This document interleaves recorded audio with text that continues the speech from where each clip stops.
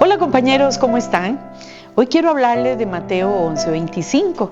En Mateo 11:25 dice lo siguiente, que el Señor le cegó el entendimiento a los sabios y dice que se lo dio a los niños. Entonces, ¿qué ocurre con esto?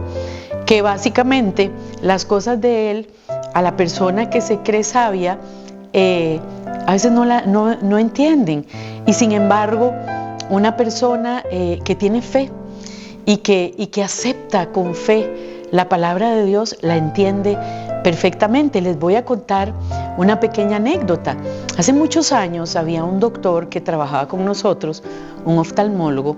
Este caballero había viajado por el mundo, había estudiado en Inglaterra, o sea, impresionante, ¿verdad? Y un día le envían una tarjeta en donde había un versículo bíblico y llega y me dice, estaba yo muy joven y me dice, mira muchacha, léeme esto, porque ¿qué quiere decir esto? No lo entiendo. Y entonces, y él me dice, y lo que más cólera me da es que atiendo en la consulta adultos mayores de diferentes lugares que me dicen que les envíe un anteojito para lectura para poder leer la palabra de Dios, porque la palabra de Dios es lo más bello. Vean qué lindo lo que Dios hizo.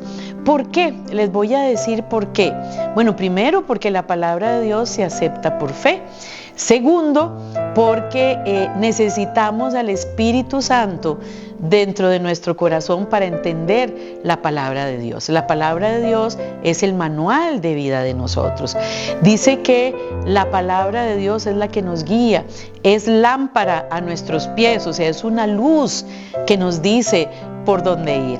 La palabra de Dios dice que nos aumenta la fe. Dice que la fe viene por el oír y el oír la palabra de Dios. Y nos aumenta la fe en el Señor. Entonces necesitamos al traductor, al Espíritu Santo dentro de nuestro corazón para poder entender la palabra de Dios. Y bueno, entonces la pregunta sería, ¿cómo se obtiene ese Espíritu Santo? ¿Cómo llega el Espíritu Santo a morar en nosotros? ¿Qué hay que hacer? Punto 1, arrepentimiento de nuestros pecados. Recuerden que para poder ir al cielo necesitamos ser perfectos, no buenos, perfectos. Y les cuento que nadie es perfecto, ninguno de nosotros es perfecto. Por eso el Señor diseñó un plan desde el principio de la humanidad de mandar a su Hijo Jesucristo, que era absolutamente perfecto, para morir por nosotros, por los pecados de todos nosotros. Entonces, ¿de qué nos tenemos que arrepentir? De nuestros pecados.